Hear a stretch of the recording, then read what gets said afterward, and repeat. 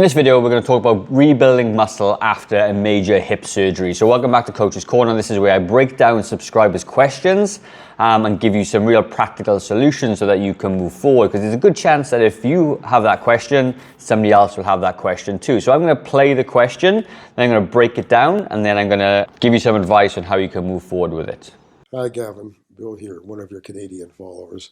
I wanted to get your opinion on rebuilding muscle mass after my traumatic fall, while putting on my jeans no less, which resulted in hip replacement surgery.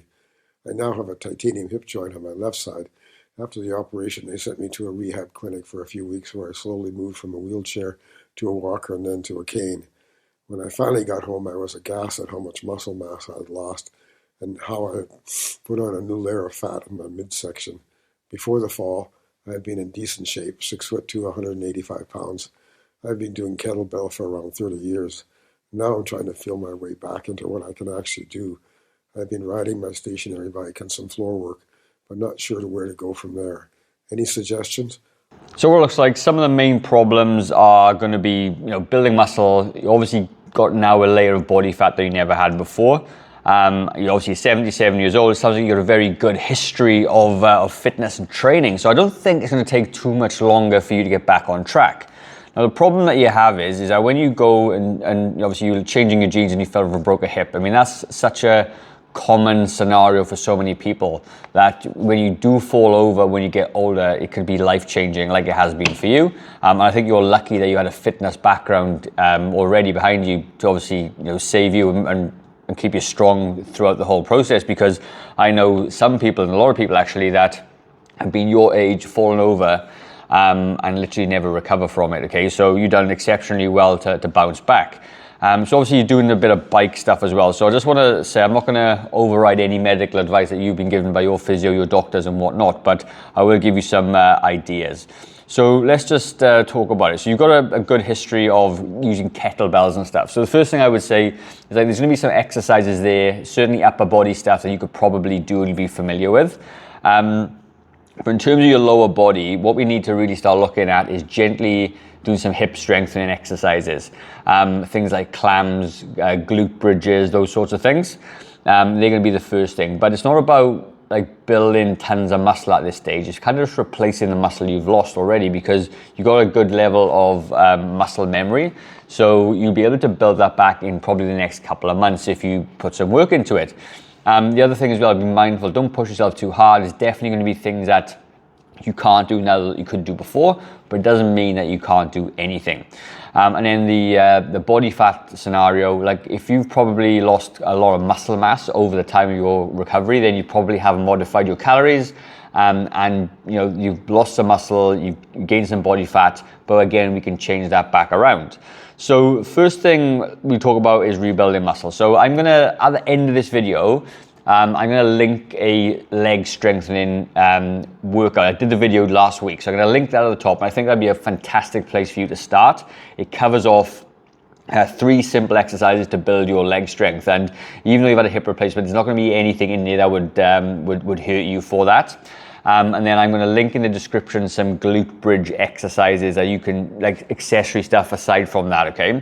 So definitely go and check that out at the end and do it. In terms of building muscle for the rest of your body, then you kind of want to be looking at, I'm not sure if you've got access to a gym or anything, but like seated exercise is going to be fantastic. So you could do a floor dumbbell press. You lie on the back on the floor with some kettlebells or dumbbells and push them in front. That's going to start building up your chest and your arms.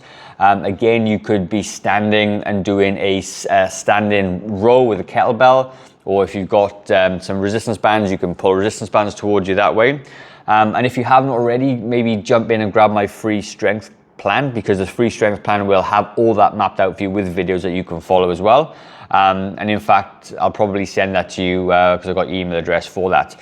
So in terms of building muscle, then you're going to start looking at certain rep ranges. Now you need to start looking at rep ranges at 12 to 15 is what I always preach, because it's generally safer for us to build some, to use the weights. They're not too heavy, especially after surgery, but there's going to be enough on there for you to then build some muscle with it with effort.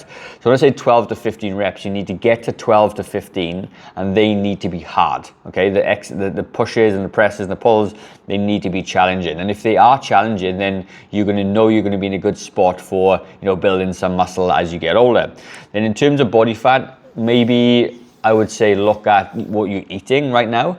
There's a good chance, I think, you know, without knowing everything, I think what's happened is you just recovering from surgery, you've eaten the same, you haven't exercised, and that's where the body fat comes down to. I would say that when you start resistance training again, incorporating that with your bike, on your stationary bike as well, I think the body fat will kind of disappear on its own. But if you are still worried about it, then I would definitely recommend start looking at your calories that you eat, and you can maybe write it down, look on the back of food labels, make sure that your portion sizes are not too big, and keep an eye on it. Because like when you track your calories, people say, you know, it could be a bad thing, but I think it's more like, you know, you track your budget, right? And you track your ins and outs expenses. Just tracking the calories makes you understand where you're at.